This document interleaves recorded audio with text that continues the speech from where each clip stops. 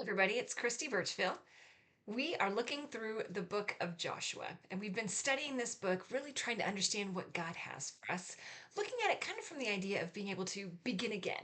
The people of Israel were actually kind of starting over and getting a chance to go into the promised land the second time, and how they did what they should have this time around instead of missing it. We are on chapter 12 today. Now, if you've missed any of the previous, you can always click in the link below. There's a link to the playlist, and you can check out all of the other videos. But today we're in chapter 12, and we're going to cover the entire chapter because when you start reading through it, it's a list of names. And what it is they've gotten to the place where they've conquered all the major areas within the land that they should be. And now they're going to go back and recount. This is what they did. This is the wins. So if you look in chapter 12, verse 7 says, "Here is a list of the kings of the land that Joshua and the Israelites conquered on the west side of the Jordan, from Balgad in the valley of Lebanon to Mount Halak, which rises towards Seir. Joshua gave their lands as an inheritance to the tribes of Israel according to their tribal divisions." And then from there, it starts to list all the different kings that God allowed them to defeat. God, through the people of Israel, had incredible victory in everything they were doing. So why take this minute and just kind of a chapter to go back and list all these things? We talked about it before a little bit. When you have some incredible victory and God gives you something amazing, taking that time to actually build some type of memorial, be able to create something that can remind you this is the same type of deal.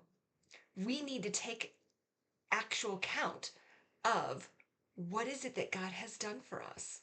How has God blessed us? How is God moving in our lives? What is God doing? And how can we be reminded of that?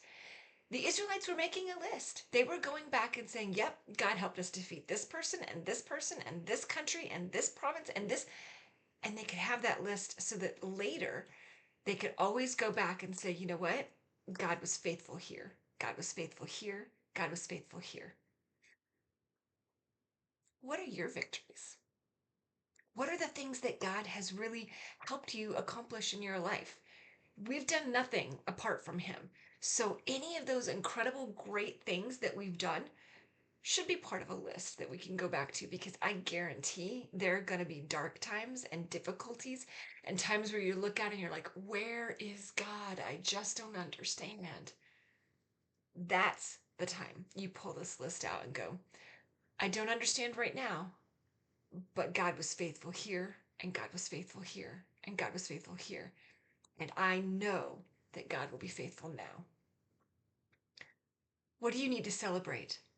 What do you need to take account of? There's a great old hymn called Count Your Blessings. Have you done that lately? Have you counted the ways in which God has provided for you? That's my challenge for you today. I'd love to hear about some of them if you want to comment below. How has God moved and worked in your life? He's done some incredible things in my life over the years, and I know He has in yours too, so I'd love to hear about it.